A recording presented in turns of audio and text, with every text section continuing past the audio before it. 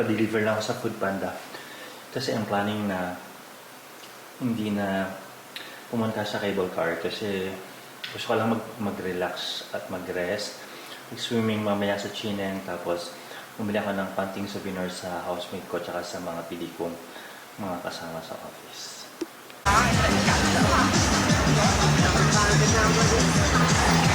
So guys, hula ka ng mango shake. Mura lang, 7 ringgit.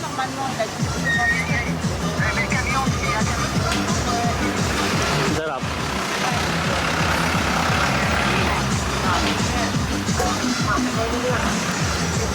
Guys, super fresh ng mango shake.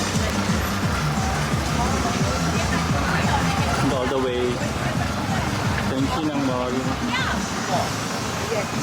Chinang Mall, then mango shake. And all the way dito ka liligo mamaya, Chinang Beach. And all the way then, tapos merong robotics show dito later.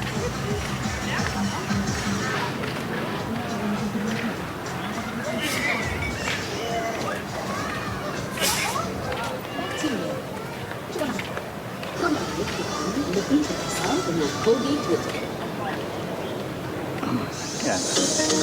May robot show dito.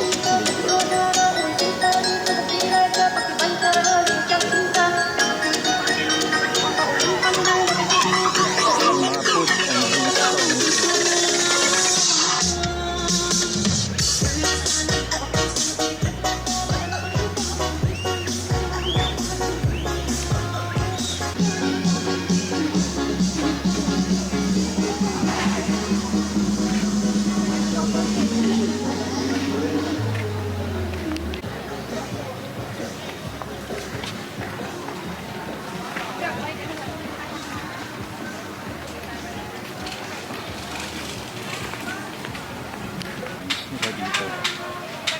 Set up pa lang.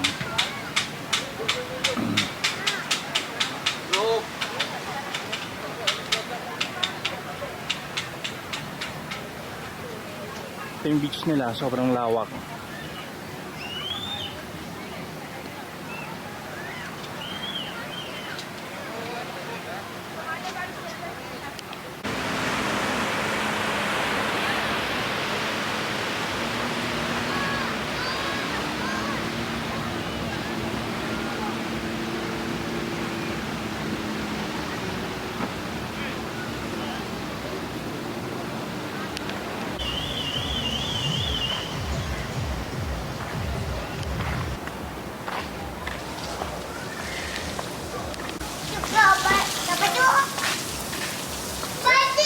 Datang nak mandi dah?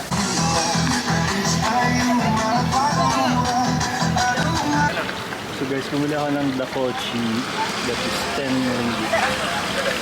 Para siyang barbecue dito sa Pilipinas.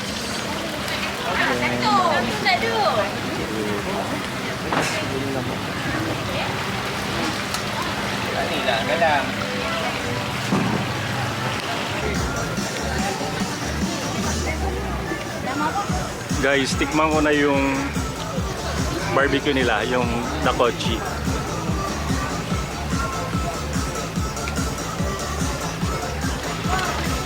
Sarap. Para siyang inasal sa atin, pero mas malasa yung sauce. Teriyaki, tapos may pagka-spicy ng konti, parang peppery. Tapos nagbi-blend yung onion. Ay, grabe, ang sarap. The best. This one, 10 out of 10.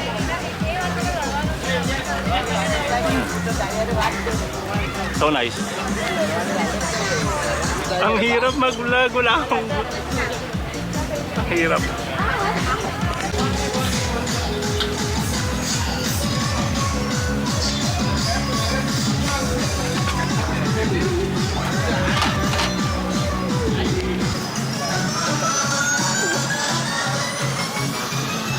Guys, bumili din ako ng milkshake. Tapos milkshake sa coconut shake.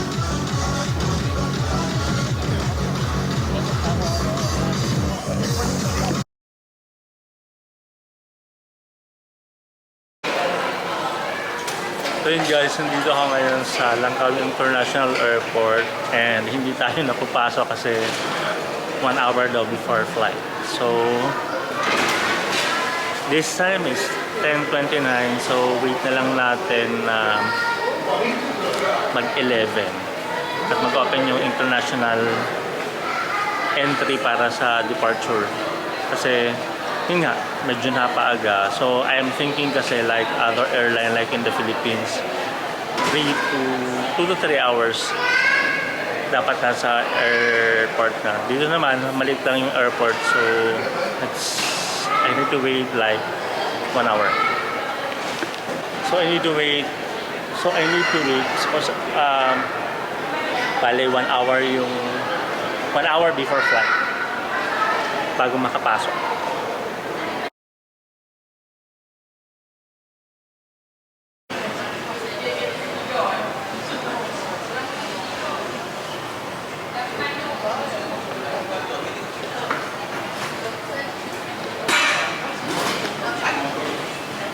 Nagkali ako ng fruit salad, tapos Spanish latte. So guys, dahil walang Starbucks, so nandito ako ngayon sa Costa Coffee. So nag-order ako ng Spanish latte, tapos yung fruit salad kasi I want to be hydrated and a lot of nutrients in my body. So yun. Okay, masarap yung Spanish latte nila. Kasi na-miss ko yung Spanish latte sa Philippines. Sarap. Hindi siya ganun katamis. Unlike sa Philippines, medyo matamis talaga yung Spanish latte nila.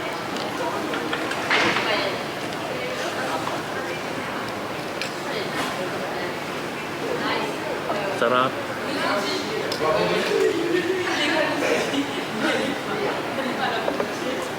Overall rate sa ambience at saka sa coffee.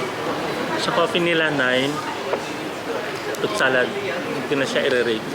Sa ambience 8.5. So yun guys, habang nag-rate tayo sa flight ko papuntang Singapore ulit. So yun, enjoy muna ng coffee. Thank you for watching.